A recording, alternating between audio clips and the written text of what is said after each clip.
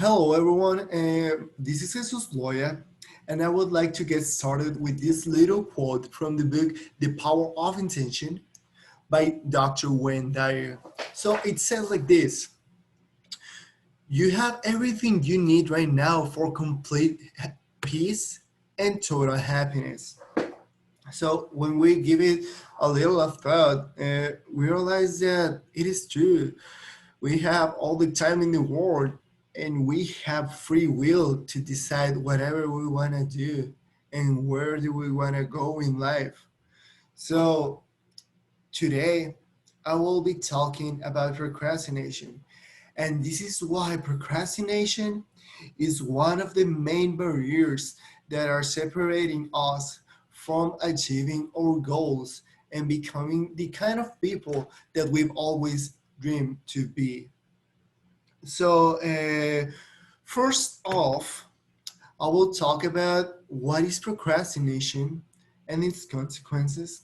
Secondly, I will be talking about how to defeat procrastination and how can we start creating good habits. And last but not least, I'm going to be talking about owning our own fate. So, first off, what is procrastination and what can it do to us? So basically, procrastination is the bad habit of wasting time, of leaving everything till the last second. So, ironically, last time I was scrolling through YouTube and I found a quite interesting TED talk called Inside the Mind of a Master Procrastinator by Tim Urban. So basically, he separated procrastination into three stages. First stage is when we decide what we want to do with our time, when we use our free will to decide. Okay, pretty important. We use our free will. Second stage is when we start to procrastinate. And when we procrastinate, we start looking for everything that seems easy, fun, rewarding, and of course, short term that can be accomplished in a short term. And third and last stage is when the panic kicks in. This means when the deadline is about to arrive and we realize that we haven't done anything, well, then we react. And again, we use our free will to start doing our task, right? But to put this into perspective, let's say that we have a paper that is not due but until 3 months. And instead of starting doing the paper, well, we start seeing TikToks, cat TikToks to be specific. So we forget totally about our paper. We let the time pass by. And now let's say that there are 2 days before the deadline. Here is when the panic will kick in and we will go into a huge state of stress. We will feel overwhelmed and we will now regret why didn't we start earlier. So the consequences of procrastination are pretty well explained by Dr. Philip Zimbardo. In his talk at Stanford University in 2010, he showed astonishing statistic. He said that in average, Americans before turning 21 years old have already spent 10,000 hours in front of a screen. So he he also showed that live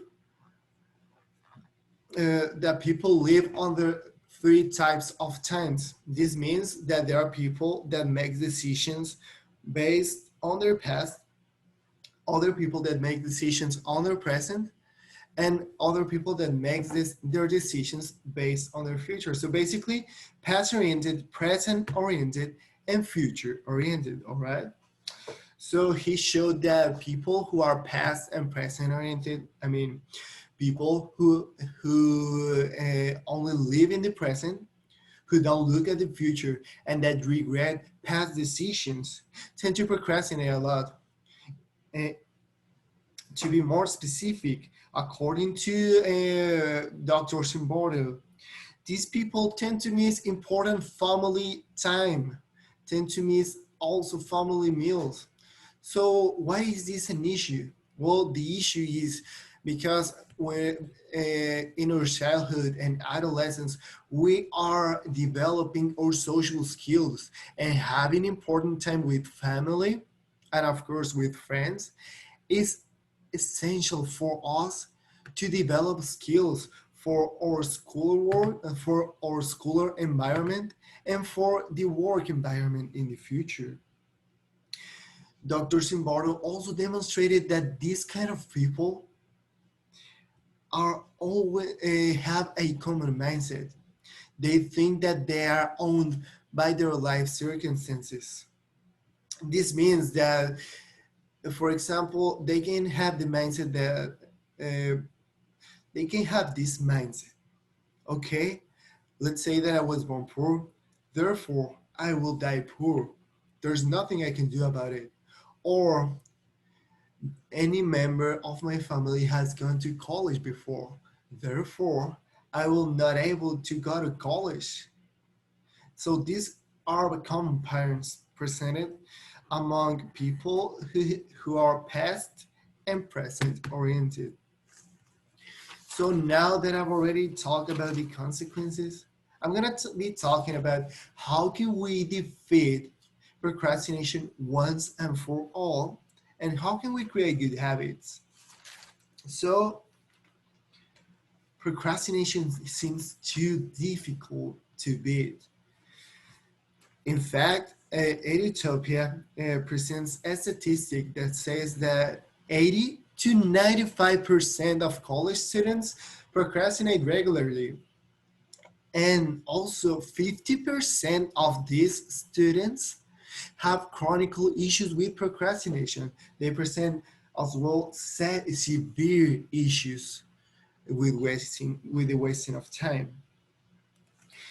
So there's a common saying, well, at least in my family, that says getting started is the most difficult part. And indeed it is, because most of us can relate in that the why of why are we not starting doing our important tasks is because we think that it is okay, well, it is way too difficult, or you know what, I feel too lazy to do it and now I'll do it later.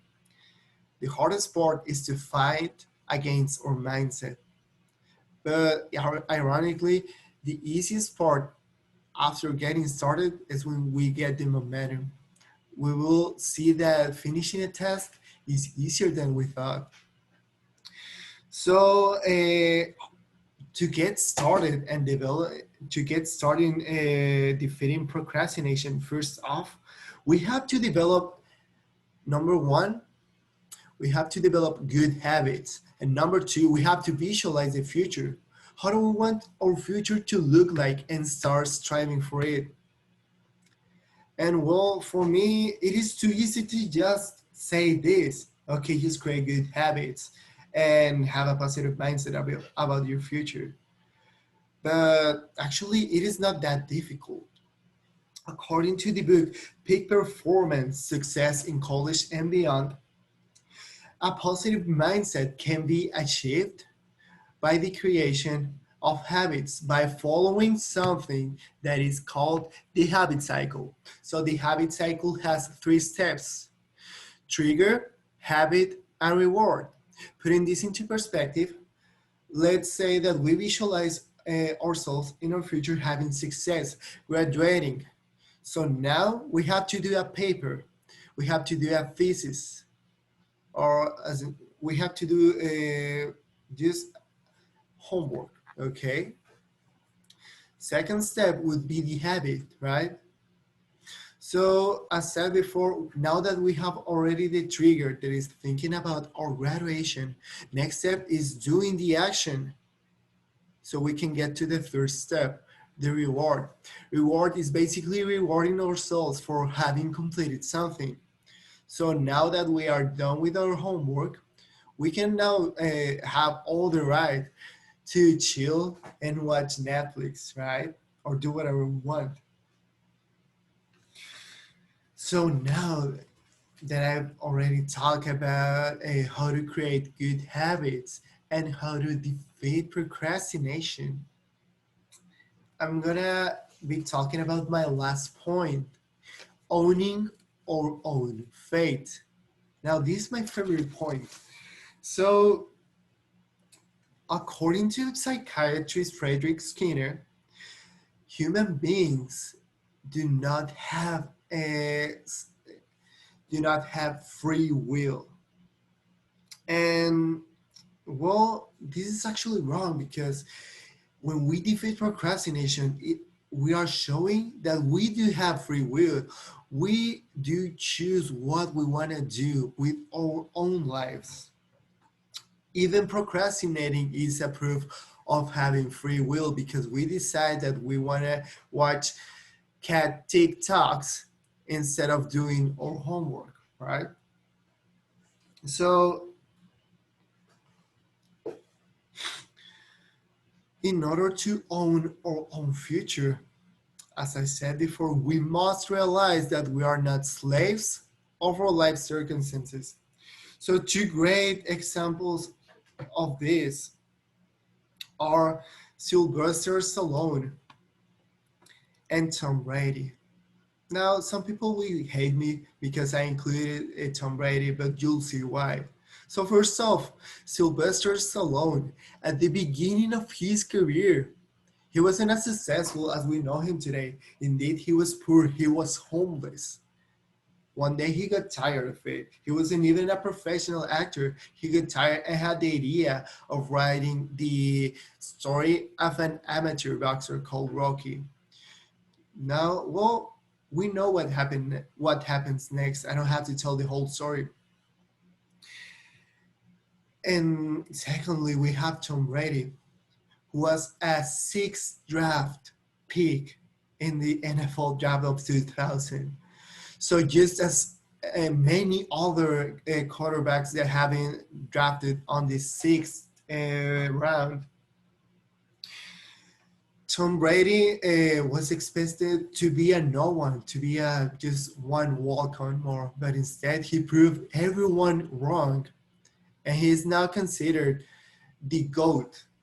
So how crazy it is, right? From being the 199th draft pick in the sixth round, from being now considered as the GOAT. So what did these people have in common? What did these people have in common?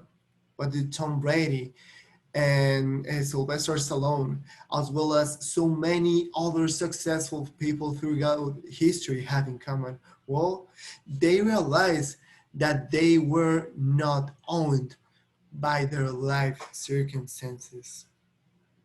So, as Mahatma Gandhi said, be the change you want to be in the world.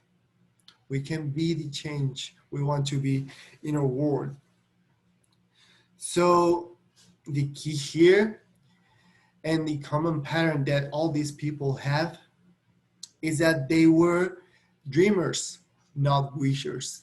And the main difference between a dreamer and a wisher is that a dreamer is a doer, not just a sayer.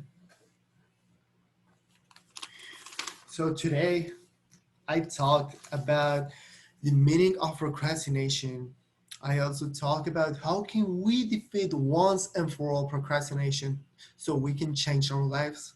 And I also talk about owning our own fate.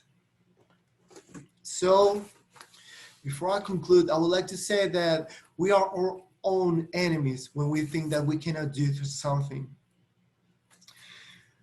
We should ask ourselves, why can all that people achieve their goals and we can't? Well, instead, we shouldn't ask ourselves that question because that question does not exist. Instead, we should rephrase and say this to ourselves, well, just as they could, I can as well. So, Unfortunately, not everyone realizes that they have the potential to to do big things in life. Instead, they decide to procrastinate. And as all of those American teenagers, they decide to waste their time in front of a screen instead of enjoying their life and realizing that they are not owned. Instead, they own their own destiny. So, thank you so much. Have a great night.